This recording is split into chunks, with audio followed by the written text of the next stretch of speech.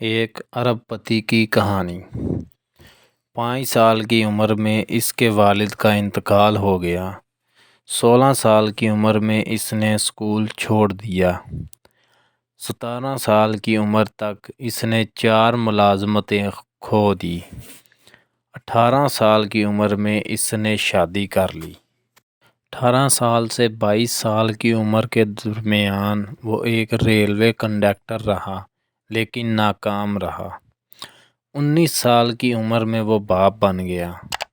20 سال کی عمر میں اس کی بیوی نے اسے چھوڑ دیا اور بیٹی کو لے گئی۔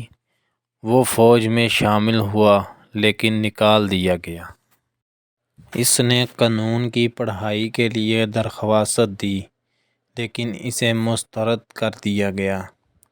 وہ ایک انشورنس سیلز مین بن گیا لیکن ایک بار پھر ناکام ہوا۔ وہ ایک چھوٹے سے کیفے میں ایک باورچی اور بہرہ بن گیا۔ اس نے اپنی بیٹی کو اغوا کرنے کی ناکام کوشش کی لیکن آخرکار وہ اپنی بیوی اور بیٹی کو گھر واپس لانے میں کامیاب ہو گیا۔ 65 سال کی عمر میں اس کی سبکوشی کے موقع پر حکومت کی طرف سے اسے صرف $105 کا چیک ملا۔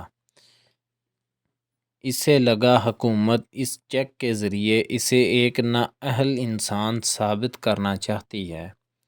اس نے خودکشی کرنے کا فیصلہ کیا کیونکہ وہ اتنی بار ناکام ہوا تھا کہ اب وہ مزید زندگی گزارنے کے قابل نہیں تھا۔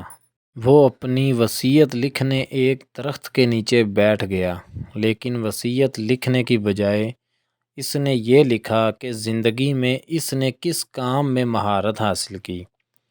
اس نے لکھا کہ وہ صرف ایک کام دوسروں کے مقابلے میں بہتر کر سکتا ہے اور وہ ہے کھانا پکانا۔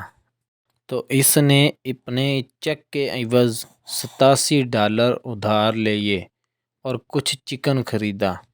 ایک خاص مسالہ استعمال کر کے اس نے چکن کو تل لیا اور کینٹکی میں اپنے پڑوسیوں کو فروخت کرنے کے لیے گھر سے نکل گیا۔